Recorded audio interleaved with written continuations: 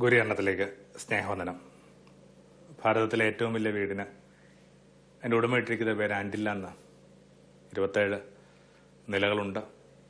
ചേരികൾക്ക് പേര് കേട്ട അന്ധേരിയിലാണ് അത് പണിതിരിക്കുന്നത്, ബോംബെയിൽ. എന്തോ ചില കാരണങ്ങൾ കൊണ്ട് എൻ്റെ ഉടമ അതിനകത്ത് പാർക്കൊന്നുമില്ല. എന്താണ് ഈ വീട്ടുപേരിൻ്റെ പൊരുളെന്ന് അന്വേഷിച്ച് ചെല്ലുമ്പോൾ നമുക്ക് ഭാരപ്പെടുത്തുന്ന ഒരു വിവരമുണ്ട്. ഒരു തുരുത്തിൻ്റെ പേരാണത്. കുറേ നൂറ്റാണ്ടുകൾക്ക് മുമ്പ് സ്പെയിനിൽ മതപീഡനം നടക്കുമ്പോൾ അവിടെ നിന്ന് അഭയാർത്ഥികളെ കണക്ക് രക്ഷപ്പെട്ട ഒരു സംഘം മനുഷ്യർ ഈ ദ്വീപിലെത്തുകയും തങ്ങളെ വേണ്ടാതായ ആ മാതൃരാജ്യത്തേക്ക് മടങ്ങിപ്പോകാനുള്ള താല്പര്യമില്ലെന്ന് എൻ്റെ ശരീരഭാഷ കണക്ക് സഞ്ചരിച്ച യാനപാത്രങ്ങളെ കടലിൽ കത്തിച്ച് കളയുകയും ചെയ്തു. അങ്ങനെ അവർ അക്ഷരാർത്ഥത്തിൽ ഒറ്റത്തുരുത്തായി മാറി. വേണമെങ്കിൽ ഈ പേര് ഏതൊരു വീടിനും വഴങ്ങും. കാരണം നോക്കി നിൽക്കുമ്പോൾ നമ്മുടെ വീടുകളൊക്കെ ഇങ്ങനെ ഒറ്റത്തുരുത്തായിക്കൊണ്ടിരിക്കുക.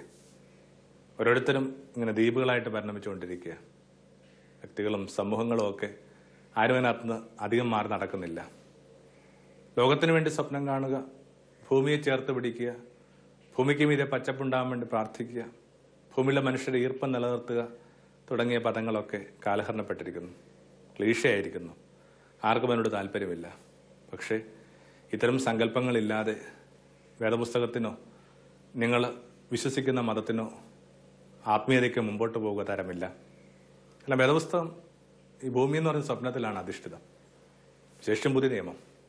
അതുകൊണ്ടാണ് ആരംഭിക്കുന്നതിന് ഇങ്ങനെയാണ്: ദൈവം ലോകത്തെ അത്രമാത്രം സ്നേഹിച്ചു, അതുകൊണ്ട് തൻ്റെ ഏകജാതനെ നൽകി. ത്രാസിൻ്റെ ഒരു തട്ടിൽ ഭൂമിയെയും മറ്റേ തട്ടിൽ മകനെയും വെച്ചിട്ട് ഭൂമിയിൽ നിന്ന് തട്ട് താണു കിടക്കുമെന്ന് പറഞ്ഞ് ആ ട്രസ്റ്റിലാണ്, ആ എംഫസിസിലാണ് പുതിയ ആരംഭിക്കുന്നത്. പിന്നെ പറഞ്ഞതൊക്കെ ലോകത്തിന് വേണ്ടിയുള്ള വർത്തമാനങ്ങളാണ്. ഒരു ചെറിയ ദേശത്തിന് വേണ്ടിയോ ഒരു ചെറിയ കാലത്തിന് വേണ്ടിയോ ചെറിയൊരു കടലോര ഗ്രാമത്തിന് വേണ്ടിയോ ഒന്നും ഉള്ളതായിരുന്നില്ല. നിങ്ങൾ ലോകത്തിൻ്റെ പ്രകാശമാകുന്നു, നിങ്ങൾ ലോകത്തിൻ്റെ പൊളിമാവാകുന്നു. മലമുകളിൽ പണിത പട്ടണത്തെ ഒരാളുടെയും കാഴ്ചയെന്ന് മറക്കാനാവില്ല. നിങ്ങളുടെ വിളക്ക് കൊടുത്തി പറയുടെ മീതെ വെക്കുക തുടങ്ങിയതൊക്കെയുള്ള സൂചനകൾ ലോകവുമായി ബന്ധപ്പെട്ടായിരുന്നു. ഒടുവിൽ അത് തീരുന്നത് എങ്ങനെയാണ്? തീരുന്നത് ഭൂമിയുടെ അതിരുകളിലേക്ക് പോകാനായിട്ട് ആവശ്യപ്പെട്ടുകൊണ്ടാണ്. ഓർക്കണം, ഭൂമിയുടെ അതിരുകളാണ്, ആ ചെറിയ ദേശത്തിൻ്റെ അതിരുകളല്ല. 153 മത്സ്യം കുരുങ്ങിയ ഒരു വലയൊക്കെ ആയിട്ട് ഒരു സങ്കല്പവുമായിട്ടാണ് സുവിശേഷം അവസാനിക്കുന്ന പോലെ. 153 മത്സ്യങ്ങൾ കുരുങ്ങുക എന്നൊക്കെ പറയുന്നത് ആ ലോകവുമായി ബന്ധപ്പെട്ടൊരു ഭാവന. കടലിൽ 153 തരം സ്പീഷീസ് ഉണ്ടായിരുന്നുള്ളതൊക്കെ ഒരു സങ്കല്പം. അല്ലെങ്കിൽ മുഴുവൻ ലോകത്തിൻ്റെയും പ്രതീകമായിരുന്നു ആ വല. അങ്ങനെ ലോകമെന്ന് പറയുന്ന ഒരു സ്വപ്നത്തിലാണ് സുവിശേഷത്തിൻ്റെ ഭ്രമണം. അതുകൊണ്ട് തന്നെ ഏതെങ്കിലും ഒരു തരത്തിൽ സുവിശേഷവുമായി ബന്ധപ്പെട്ട് ജീവിക്കാൻ ആഗ്രഹിക്കുന്നവർക്ക് ലോകത്തിന് വേണ്ടി കിനാക്കൾ കണ്ടേ പറ്റും. അത്തരം കിനാക്കളിൽ നിന്നാണ് സന്യാസം എന്ന് പറയുന്ന ഭംഗിയുള്ള ഒരു ജീവിതക്രമം ആരംഭിച്ചത്. എൻ്റെ പൊടിപ്പ് അതിനകത്തു നിന്നാണ്, എൻ്റെ മൂലധനം അതാ. ഒരുപക്ഷെ ഇത് ഏറ്റവും കൂടുതൽ മനസ്സിലാവുന്നത് ആ ഭാരതീയർക്കായിരിക്കും. കാരണം എത്രയോ സഹസ്രാബ്ദങ്ങൾക്ക് മുമ്പ് തന്നെ, എത്രയോ കാലം പഴക്കമുള്ള ഒരു വിചാരമായിരുന്നു ഈ ദേശസന്യാസം. വീടും വിട്ട് ദേശം വിട്ടൊക്കെ മനുഷ്യർ വനങ്ങളുടെ ഉൾവനങ്ങളിലേക്ക് പോവുകയും അവിടെ വളരെ പരിമിതമായ വിഭവങ്ങളിൽ ജീവിക്കുകയും ഒക്കെ ചെയ്യുമ്പോൾ പലരും വിചാരിച്ചു അവരിങ്ങനെ ലോകത്തെ ഉപേക്ഷിച്ച് പോയതാണെന്ന്. എന്നിട്ടോ അവർ ആകാശങ്ങളിലേക്ക് നോക്കി ഉരുവിടുന്ന ആ പ്രാർത്ഥനാമന്ത്രം എന്തായിരുന്നു? ലോക സമസ്ത സുഖിനോ ഭവന്തു, സമസ്ത ലോകത്തിന് മംഗളം വരട്ടെ. അതിൽ കുറഞ്ഞ സങ്കല്പങ്ങളൊന്നുമില്ല, അതിൽ കുറഞ്ഞ പ്രാർത്ഥനകളൊന്നുമില്ല. അന്തിൽ ഉറങ്ങുന്നതിനേക്കാൾ മുമ്പേ ഈ ചെറിയ മനുഷ്യർ, ഈ കുറിയ മനുഷ്യരിങ്ങനെ ഭൂമിയുടെ അതിരുകളിലേക്ക് തിരിഞ്ഞിട്ട്, ഭൂമിക്ക് 8 അതിരുകളുണ്ടെന്നൊക്കെയാണ് സങ്കല്പം, അഷ്ടദിക്ക് എന്നുള്ളതാണ് സങ്കല്പം. ആ അഷ്ടദിക്കുകളിലേക്കും തിരിഞ്ഞിട്ട് നല്ലത് ഭവിക്കട്ടെ നല്ലത് ഭവിക്കട്ടെ എന്ന് പറഞ്ഞ് പ്രാർത്ഥിച്ചിട്ടാണ് കടന്നുറങ്ങുക. അതായിരുന്നു അവർ ഒരു ദിവസത്തെ അവസാനത്തെ കർമ്മം. അത്രയും ലോകത്തിന് വേണ്ടി ജീവിച്ചത് കൊണ്ട്, ലോകത്തെ സ്വപ്നം കണ്ടതുകൊണ്ട് അവർ സന്യാസത്തിലേക്ക് തിരിഞ്ഞെന്ന് പറയുമ്പോൾ നമുക്കത് ഭംഗിയായിട്ട് മനസ്സിലാവും. ഒരാളുടെ വലിയ സ്വപ്നത്തിൽ നിന്ന് ഉരുവിടുന്ന ഒരു ജീവിതക്രമത്തിൻ്റെ പേരാണ് സന്യാസം. എങ്ങനെയാണ് ആ ക്രിസ്ത്യാനിറ്റി രൂപപ്പെട്ടതെന്നൊക്കെ ഓർക്കുന്നത് വളരെ നല്ലതാണ്. ഈ ദിനങ്ങളിൽ വിശേഷിച്ചും പുതിയ മാർപ്പാപ്പ ഈ വർഷത്തെ സന്യസ്തരുടെ വർഷമായിട്ടാണ് പ്രഖ്യാപിച്ചിരിക്കുന്നത്, സമർപ്പണ വർഷമായിട്ട്. അതും സ്നേഹത്തിൻ്റെ പൂർണ്ണത എന്ന് പറയുന്ന സന്യസ്തരുമായി ബന്ധപ്പെട്ട ഒരു ഡിഗ്രിയുടെ 50ാം വാർഷികമാണിത്. അപ്പോൾ ആ ഒരു 50 വർഷങ്ങളെ ഒന്ന് തിരിഞ്ഞു നോക്കാനും സ്വയം അപകീർത്തിക്കാനും ഒന്നുകൂടി തങ്ങളെ രാഗി മിനുക്കാനും അവർ വർത്തിക്കുന്ന സമൂഹത്തിലെ ചുറ്റുമുള്ള നമ്മളെ കണക്കുള്ള മനുഷ്യർക്ക് അവരെ കണ്ട് ആദരിക്കാനും ഒക്കെ ഉള്ള ഒരു ഭംഗിയുള്ള വർഷമായിട്ടാണ് ഇതിൽ ഗണിക്കുന്നത്. ഫെബ്രുവരിയിൽ സമർപ്പണ തിരുനാളിൽ അന്നാണ് ഈ വർഷം തീരുന്നത്, അടുത്ത വർഷം 2016. അപ്പോൾ ഈ ഒരു വർഷത്തിൽ എങ്ങനെയാണ് ഈ സന്യാസക്രമമൊക്കെ ഇവിടെ രൂപപ്പെട്ടെന്നൊക്കെ ഓർത്താൽ നല്ലതാണ്. എല്ലാ മതപാരമ്പര്യങ്ങളിലും സംസ്കാരങ്ങളിലും സന്യാസത്തിൻ്റെ ഭംഗിയുള്ള വേർഷൻസ് ഉണ്ട്.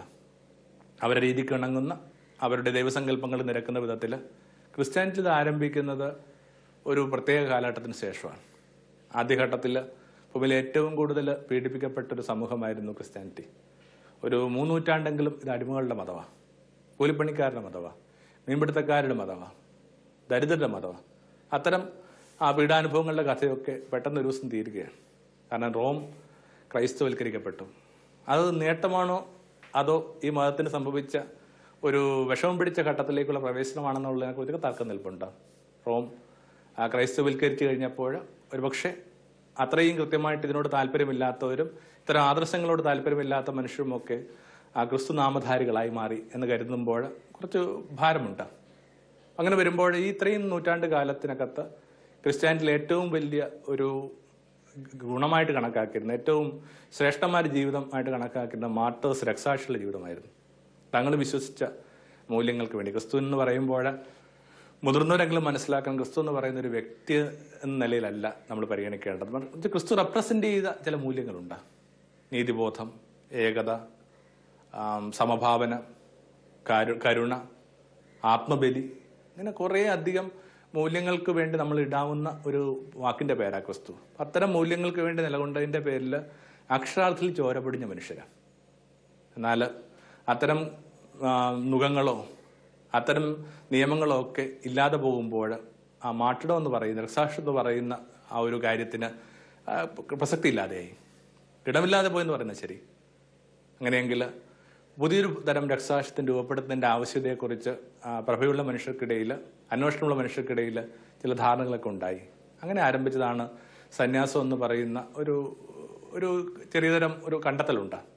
അവരതുകൊണ്ട് തന്നെ ആദ്യഘട്ടങ്ങളിൽ ഈ സന്യാസത്തെ വിളിച്ചിരുന്ന വാക്ക് വൈറ്റ് മാർട്ടഡ് ഒന്ന്, ധവള രക്തസാക്ഷിത്വം, ചോര പൊടിയാത്ത രക്തസാക്ഷിത്വം.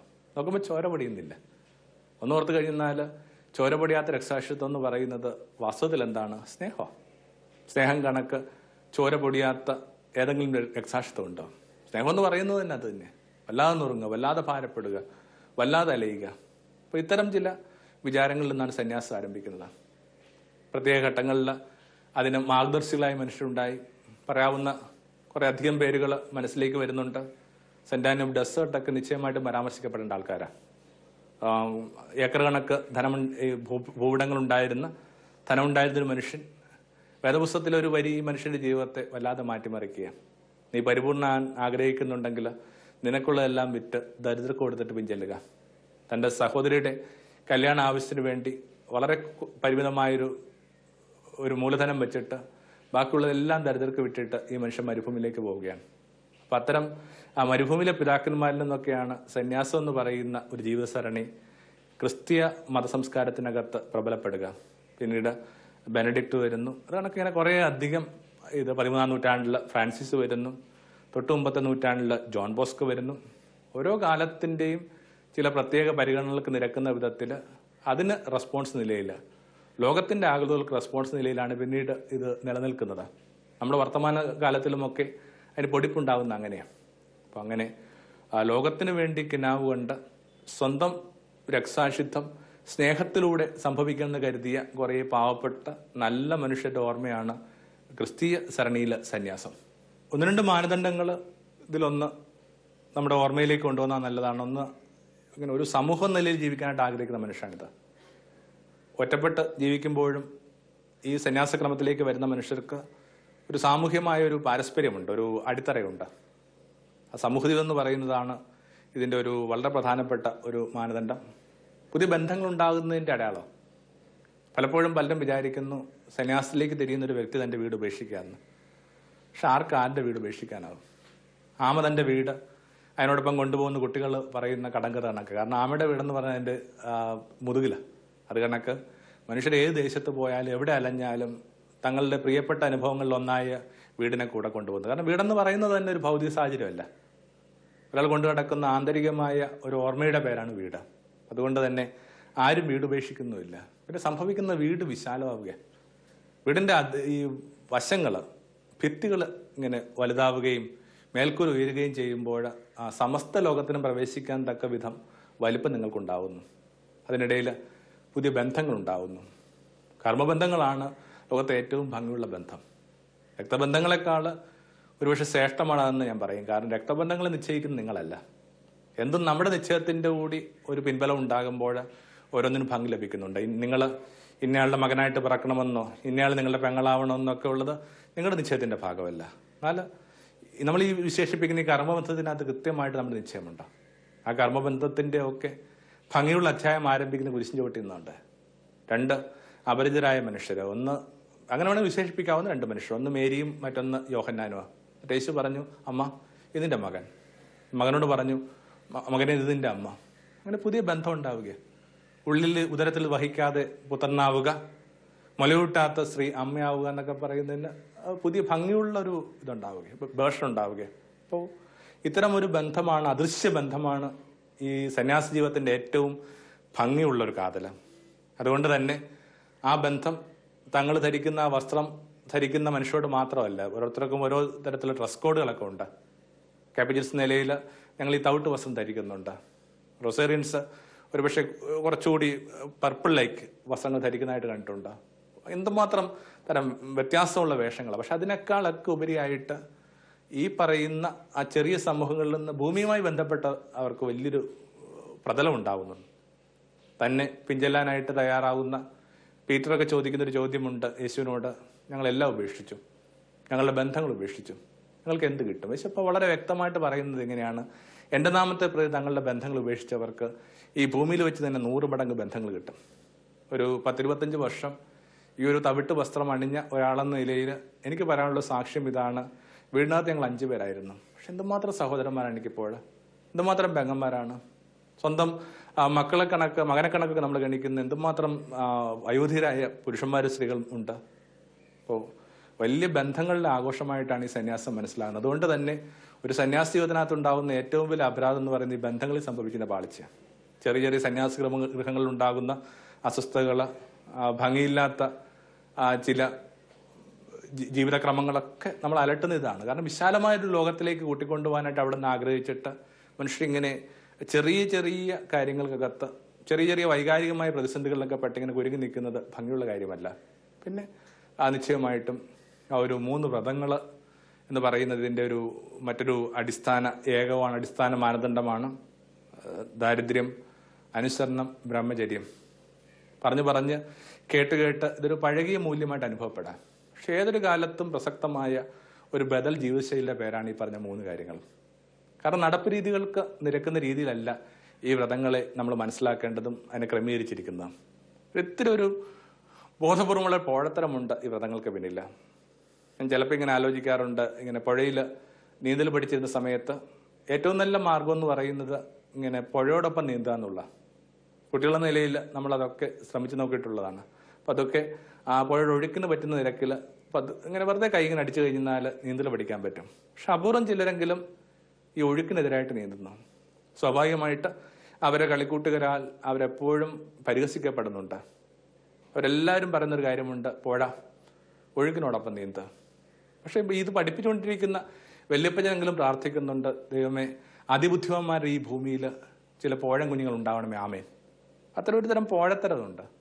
സമൂഹം ഇന്ന് വളരെ ഗൗരവമായിട്ട് കണക്കാക്കുന്ന ഒരു 3 കാര്യങ്ങൾ. 1 അധികാരം, 2 ധനം, പിന്നെ വലിയൊരളവിൽ മാറിയോ തിരിഞ്ഞോ ഒക്കെ എന്ത് ചെയ്യുന്നുണ്ട് ശരീരം, സെക്സ് എന്നൊക്കെ പറയുന്ന ചില മാനദണ്ഡങ്ങൾ.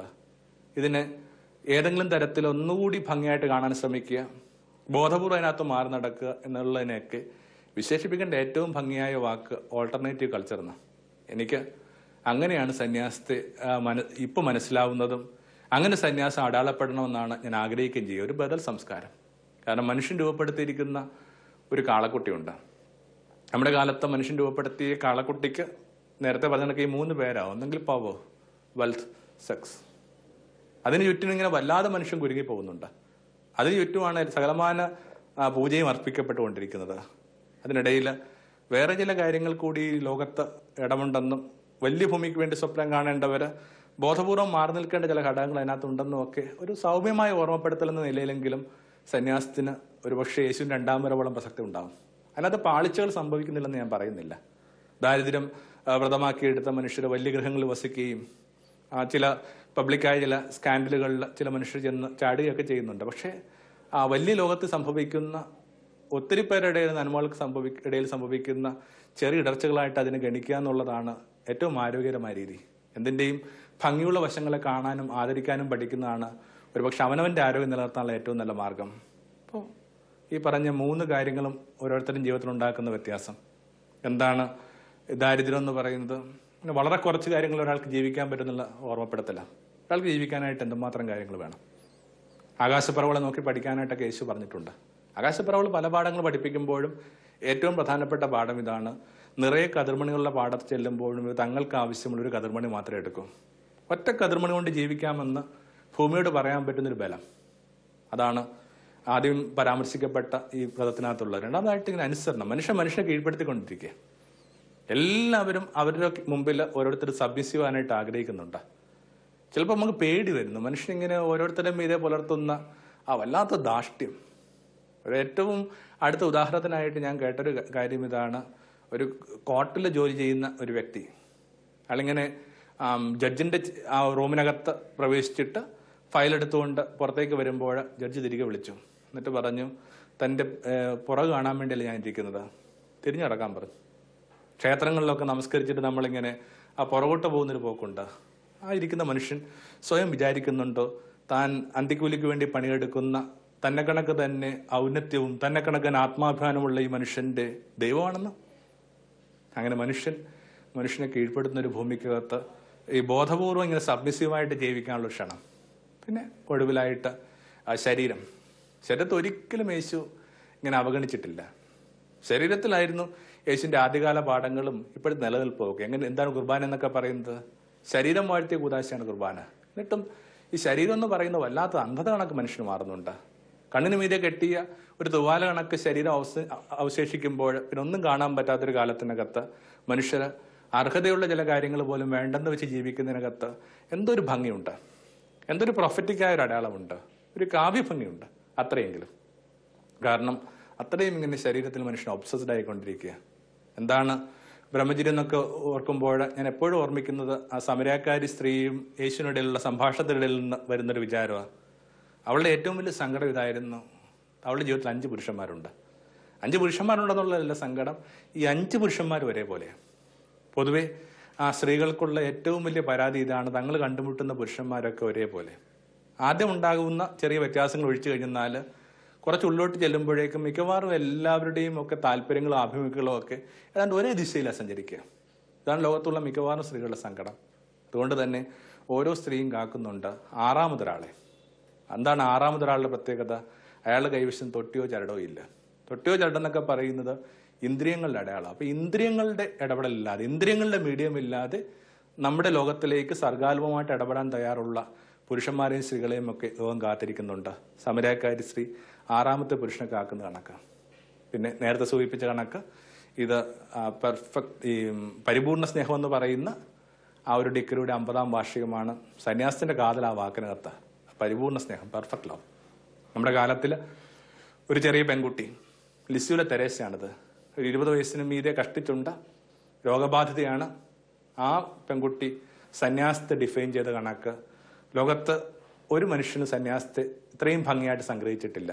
എന്താണ് ആ ചെറിയ പെൺകുട്ടി തൻ്റെ കുടിസുമുറിയിൽ ഇരുന്നെഴുതുന്നത്? My vocation is to love.